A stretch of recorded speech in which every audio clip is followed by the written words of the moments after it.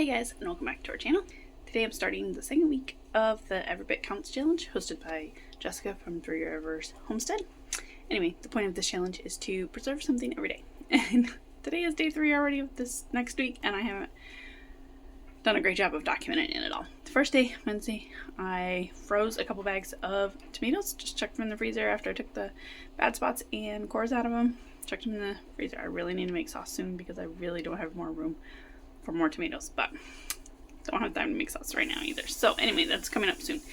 I did not do anything yesterday, so I'm going to do yesterday's today, and I also have another project that I need to do today. I need to make some more pickled banana peppers, and I'll do that in a little bit, but right now I need to get these elderberries that I shucked, I guess, took off the stems a couple days ago, and I need to get them in the freezer quickly.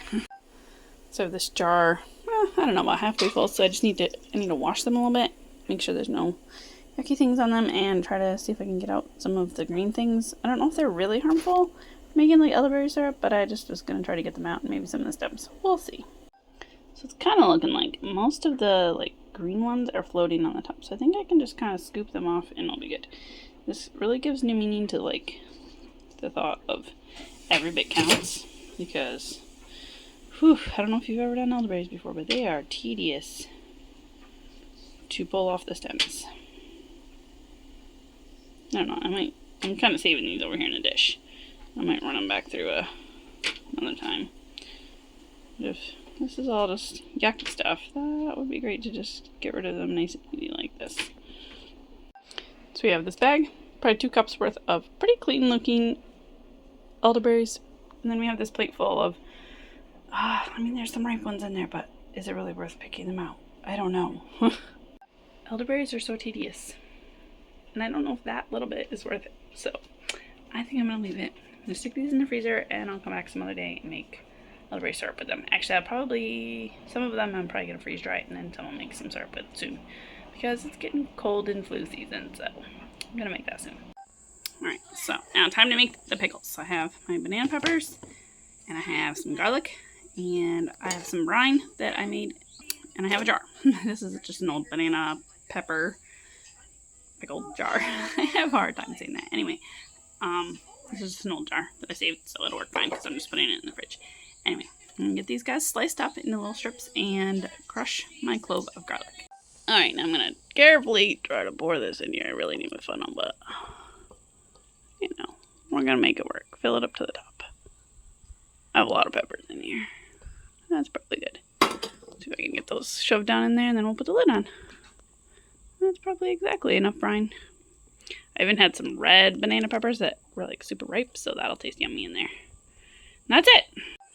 Today is Sunday, and I have a basket of tomatoes to preserve today. I did find some more room in my freezer that I can take the tops off of these and any bad spots, stick them in the freezer, and have one more bag in the freezer, but I desperately need to make sauce. I just haven't had the time yet, so hopefully I can maybe get to that this week or make jam or something that will make a lot of room in my freezer. So I need to take care of this huge basket of tomatoes. It's probably 4 to 5 pounds, so pretty easy job. Not crazy complicated. I had some other things I needed to do today of preserving, but I think I'm going to try to do those tomorrow maybe. So to start off with giving these a quick rinse. Tomato season is almost done. I need to probably do at least one more picking. I was out there earlier and I need to pick one more time. And then I just take the top off and chuck it in the middle. I also make sure there's no bad spots, which we sometimes have. And since I'm doing this right over my sink, I just let the ends fall right in the sink and then I clean them all up at the end. Because that works easiest for me. Oops. And so each gallon bag is between 4 and 5 pounds of tomatoes. And I have half of a deep freezer full of tomatoes, so I need to make sauce. It's a lengthy process. And we started school, so my time is limited on actually doing projects like this. So I was actually kind of hoping I could wait until it got a little bit cooler.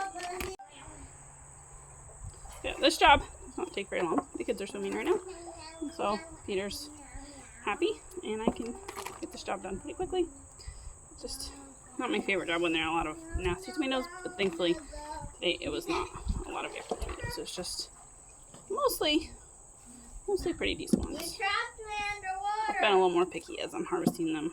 So not even bring up the ones that are in bad spots, because I don't want to deal with them later when they are yucky on my porch. And then my porch smells bad. So we've definitely gone from, having the 2 tables full of tomatoes at a time, multiple baskets. I think like 8 or 9 baskets, gallon baskets was my record this summer from one picking. And so we are down to like maybe 1 or 2 at a time, and that is manageable. I can keep up with that. So in addition to making tomato sauce this year, I want to make some tomato soup and freeze it.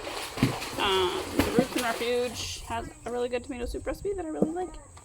I thought about making some of that and either just freezing it or freeze drying it. But I feel like I need some broth for it. I need to find some broth. I might have some in the freezer too that I can use for it. So we'll see.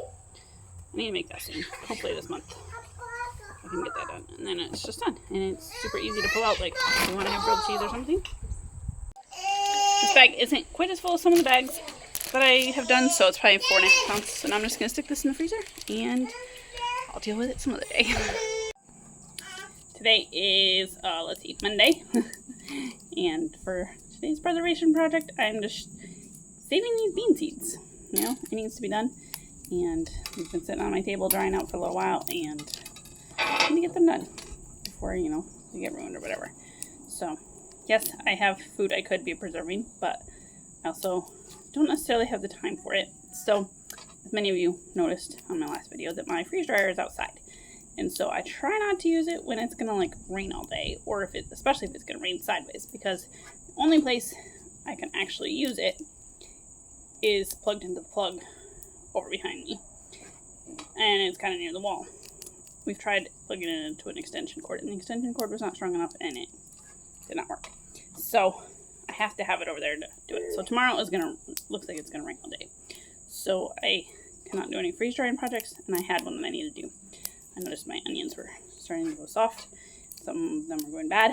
And so I need to take care of them pretty soon.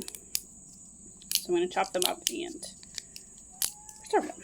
Which sounds like a great idea. But I can't do that today. So maybe I will get it ready tomorrow for Wednesday. So I'm going to try to get these beans done. I may have to take a break because Bethany wants to go swinging. But I'm going to get these beans done tonight. Store them in a jar inside until we're ready to plant. So I have 2 different colors of beans here. I have brown beans and I have white beans. And brown beans and white beans. The white beans are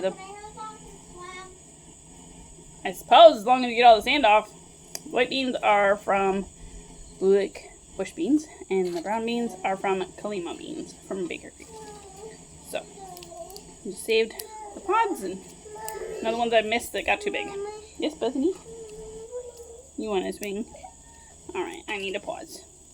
I got a feverish kid, who just wants lovin's. So, this week's preserving projects are not quite going to be great this week. I was able to get, maybe a third of a cup of dry beans from those beans, and this will be some of what I can plant next year for a bean crop. I'll just store these in a cool place and keep them dry, and they'll be great. Considering a pack of seeds is $3 for 40 seeds, I probably saved at least $3 right there.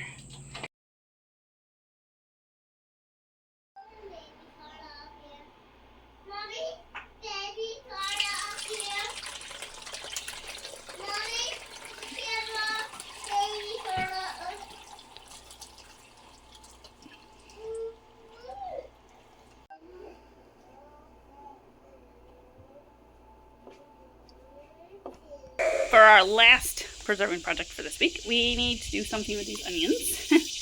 I have a box full of onions that I harvested earlier this year, and some of them, like this one, they're getting soft and squishy. I guess they're starting to sprout too.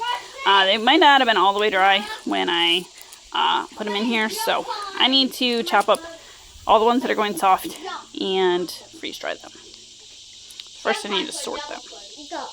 I'll put the good ones in there. So there's actually not that many that were going soft. I think these probably just hadn't dried all the way before I cut the end off, and so then they started going mad. get these all chopped up and on my trays. So some of them look like this. Some aren't bad like those. So the onions that were not very good did one tray. So I need to get some of the bigger onions out of there and chop them up quick. Trying to get this load going quick. I have a bunch more onions peeled, so while I do that, I'm gonna get this going. So I'm just gonna push start. And that's gonna start cooling down while I chop up the onions. Now, this is what I do not understand about what a lot of people say about loading their freeze dryer, that it only takes 15 minutes. It took me 15 minutes to peel these onions for 2 trays. They weren't even bad, like just peeling the onions. Okay, so this is how I chop an onion. I chop it in half, and then I make little slits, long lines on it. Like I go all the way through, and I turn it perpendicular and chop it again. I don't know if I can do this one-handed to show you. Let's see. So I chop it all this way, nice little slices, and this is going to stay upright, you know, if I'm holding it with my other hand.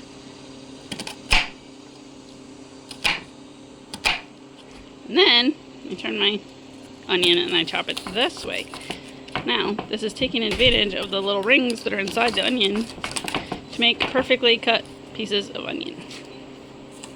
This works much better if you can use 2 hands. Now, I could probably fill some of these trays a little bit fuller, but I need to get these in the freeze dryer right now. So, this is what it's going to be. For my 4th tray, I have this leftover potato soup that I'm just going to put on here. It's probably way too small for this tray, but it'll work. I'm just doing a test batch of this to see if it actually works. Alright, this is just about 15 minutes, so we're going to go ahead and load in our trays of goodies. Our tray of soup. And 3 trays of onions. Alright, my drain valve is closed, so I'm just going to push continue. And it's going to go.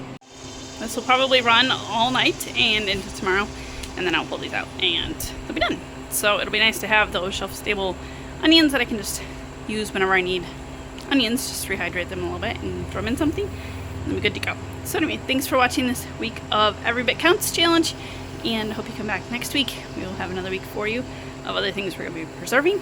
So thanks for watching. What are some things you preserved this week? Doesn't matter how small it was or how large. Let me know. See you next time.